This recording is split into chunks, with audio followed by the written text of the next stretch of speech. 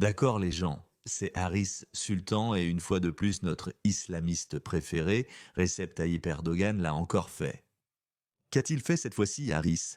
Eh bien, notre dictateur islamiste en herbe de Turquie a fait quelque chose que personne n'attendait. Alors, voici le hic, je ne peux pas dire. Parce que je sais que si je dis demain matin, ils viendront me chercher chez moi. Après avoir réprimé les journalistes, les activistes et les opposants politiques, il a arrêté son plus grand rival présidentiel, le maire d'Istanbul, Ikram İmamoğlu. Pour comprendre pourquoi Erdogan s'en est pris à quelqu'un qui ne s'est jamais présenté contre lui à une élection présidentielle, il faut connaître son histoire récente. Vous voyez, lors de la dernière élection présidentielle en 2023, Erdogan a réussi à passer avec 52% des voix, tandis que l'alliance de l'opposition a obtenu un solide 47%. Bien qu'Erdogan ait gagné, l'écart entre le deuxième et lui était particulièrement préoccupant pour lui. Par exemple, le deuxième de l'élection présidentielle de 2018, Muharrem İnce, n'a obtenu que 30% des voix, tandis qu'Erdogan a confortablement obtenu 52% des voix.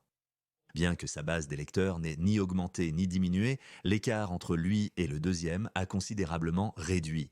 Pourquoi cela pourrait-il être? Eh bien, parce que tous les prétendants précédemment désunis ont décidé de joindre leurs forces lors de l'élection de 2023 et ont défié l'avance apparemment inébranlable d'Erdogan. C'est ainsi que le dernier finaliste s'est retrouvé assez proche des 52% des voix d'Erdogan. Pas assez pour gagner, mais assez pour ébranler Erdogan, et c'est pourquoi il est contraint de prendre ces mesures drastiques. Aujourd'hui, il sait que lors d'une véritable élection libre et équitable en 2028, avec une opposition unie, son emprise de plus de 20 ans sur le pouvoir pourrait s'effondrer. Je commence à voir un mini-Poutine émerger en Erdogan, paranoïaque, avide de pouvoir et prêt à faire tout ce qu'il faut pour rester au pouvoir. Cette arrestation de son plus grand rival politique a déclenché des protestations généralisées avec des dizaines de milliers de personnes descendant dans les rues à travers la Turquie pendant 5 jours consécutifs, exigeant la libération d'Imamoglu et dénonçant ce qu'ils perçoivent comme des accusations à motivation politique. Et j'ai aussi mes soupçons.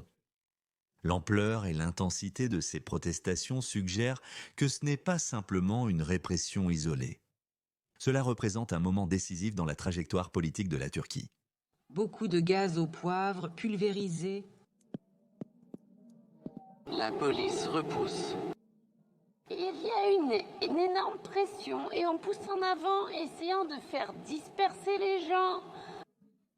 Dans cette vidéo, nous explorerons le contexte historique de l'arrestation d'Imamoglu, les méthodes d'Erdogan pour consolider son pouvoir et les événements ayant mené à la détention du maire d'Istanbul. Mais avant d'aller plus loin, si vous appréciez cette vidéo jusqu'à présent, assurez-vous d'appuyer sur le bouton « J'aime ». Et si vous voulez rester informé sur des sujets comme celui-ci, pensez à vous abonner. Ou, si vous voulez vraiment me soutenir, vous pouvez devenir mon membre ou mon patron en allant sur patreon.com/HarisSultan et simplement devenir un patron. Depuis des décennies, le paysage politique de la Turquie était marqué par une lutte entre les forces nationalistes laïques, d'une part, et des acteurs politiques comme Erdogan qui préconisent un État plus influencé par l'islamisme d'autre part. Au début des années 2000, Erdogan s'est imposé comme un leader réformiste promettant de moderniser la Turquie et de l'intégrer à l'Union européenne. Cependant, au fur et à mesure que son règne progressait, son administration a commencé à centraliser le pouvoir et à affaiblir les contrôles institutionnels, transformant la Turquie d'une démocratie parlementaire en un système présidentiel hautement autocratique, dominé par son autorité personnelle. Cette prise de pouvoir rappelle les cycles précédents de la politique turque où les dirigeants utilisaient des mesures légales et parfois extra-légales pour faire taire la dissidence. Un exemple clé est le coup d'État militaire de 1980, après lequel le gouvernement du général Kenan Evren a lancé une répression brutale contre ses opposants politiques. Des dizaines de milliers de personnes, incluant des gauchistes, syndicalistes et intellectuels, ont été arrêtées, torturées, voire exécutées. Le régime a réécrit la Constitution de 1982, élargissant le contrôle militaire sur les institutions civiles et limitant les libertés politiques sous prétexte de restaurer la stabilité. Cet événement a façonné la politique turque moderne, renforçant un précédent où les dirigeants ont utilisé les institutions de l'État pour éliminer l'opposition. Une stratégie similaire a refait surface après la tentative de coup d'État raté de 2016, mais cette fois sous notre propre président, Recep Tayyip Erdogan. Utilisant la menace du terrorisme comme justification, son gouvernement a procédé à des purges massives, détenant plus de, attendez-le, 100 000 fonctionnaires, universitaires et figures de l'opposition. Beaucoup ont été accusés de lien avec Fethullah Gülen, que le gouvernement a accusé du coup d'État, bien que les critiques me soutiennent que la répression n'était qu'un prétexte pour faire taire la dissidence. Des personnalités politiques de premier plan comme Salatin de Marathas, des journalistes et des militants des droits de l'homme ont été emprisonnés, tandis que les médias indépendants ont été fermés. Les réformes judiciaires ont encore érodé les contrôles sur le pouvoir exécutif, garantissant que les tribunaux restent bien fidèles à l'administration d'Erdogan.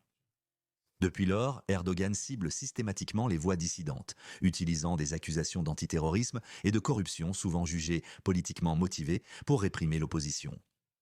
Des licenciements et arrestations massives d'employés de l'État, de politiciens et d'activistes ont renforcé sa domination, le paysage médiatique étant désormais largement contrôlé par le gouvernement.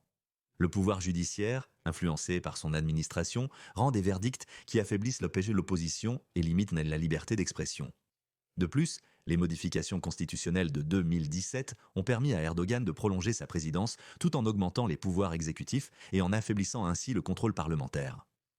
Avec le temps, les villes détenues par l'opposition, notamment Istanbul et Ankara, sont devenues des cibles principales, perçues par Erdogan comme des menaces pour son pouvoir. Ce schéma de sécurisation de la dissidence ne neutralise pas seulement les menaces politiques immédiates, mais crée également un climat de peur durable, décourageant toute future contestation du règne d'Erdogan. Voyez-vous les similitudes entre la Russie de Poutine et la Turquie d'Erdogan ? Alors que la Turquie approche du prochain cycle électoral, l'arrestation du maire d'Istanbul, Ikram İmamoğlu, représente le dernier mouvement dans une longue histoire de consolidation du pouvoir par des moyens légaux et aussi extrajudiciaires. Donc, depuis la tentative de coup d'État ratée de 2016, Erdogan l'a utilisé comme prétexte pour démanteler l'opposition institutionnelle et étendre son autorité exécutive. Son gouvernement a utilisé des décrets d'urgence pour destituer des juges, des militaires, des universitaires et des fonctionnaires, dont beaucoup n'avaient aucun lien avéré avec le coup d'État. Le mouvement politique kurde, les médias indépendants et la société civile ont été les plus durement touchés. Des purges massives ont entraîné le renvoi ou l'arrestation de milliers de fonctionnaires et de figures politiques. Les médias indépendants ont été fermés et le pouvoir judiciaire a subi une pression directe pour statuer en faveur du gouvernement d'Erdogan. Cette stratégie de présentation des figures de l'opposition comme des criminels ou des agents étrangers a créé une atmosphère de paranoïa garantissant que même une dissidence mineure est rapidement et sévèrement punie. Nous voulons renverser la dictature d'Erdogan. Nous ne le voulons pas dans ce pays. Ce qu'il a fait est suffisant. Nous ne le voulons plus. Les élections de 2023 renforcent l'emprise d'Erdogan sur le pouvoir. Malgré une forte opposition du leader de l'opposition Kemal Kılıçdaroğlu, il a utilisé des alliances stratégiques, contrôlé les médias et écrasé la dissidence pour assurer sa réélection. J'ai créé une vidéo pour les élections générales de 2023, allez la voir. Et j'ai fait quelques prédictions assez intéressantes. Et disons simplement, beaucoup d'entre elles ont plutôt bien vieilli. Erdogan représente un danger pour la Turquie moderne. Les libertés dont vous jouissez aujourd'hui seront érodées par Erdogan en un instant. Malgré la baisse de son soutien public due à la mauvaise gestion économique, l'inflation et la corruption, Erdogan n'avait d'autre choix que de renforcer davantage son emprise. Sa dernière stratégie, utiliser la justice pour disqualifier, arrêter ou intimider l'opposition. Ces derniers mois, le maire Ikram İmamoğlu est apparu comme un sérieux concurrent au pouvoir d'Erdogan. Image de sérénité dans cette vidéo à domicile, même alors que la police se massait devant sa porte. Il a dit qu'il se confiait à sa nation et qu'il ne se soumettrait pas à la tyrannie. Connu pour avoir remporté des élections municipales réussies à Istanbul, un champ de bataille politique clé, la popularité d'Imamoglu représente un défi significatif pour le régime au pouvoir. Peu de temps avant son arrestation, des manœuvres juridiques ont commencé pour le disqualifier des futures élections. Notamment, une université turque de premier plan a invalidé son diplôme. Un geste largement interprété comme une tentative de l'empêcher de se présenter à la présidence. Puis, au début de la semaine dernière, les autorités turques ont exécuté une descente à l'aube sur sa résidence. Une grande foule d'étudiants arrive maintenant ici, au centre d'Ankara. Certainement une foule beaucoup plus grande que celle que nous avons vue au cours des derniers jours.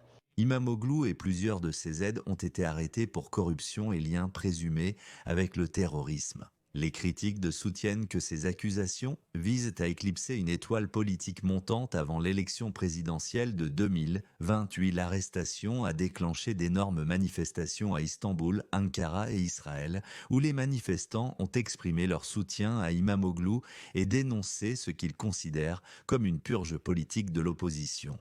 Certains comparent la situation aux répressions passées contre les politiciens kurdes, d'autres y voient une tentative désespérée d'Erdogan de supprimer les menaces politiques face au mécontentement croissant envers son règne.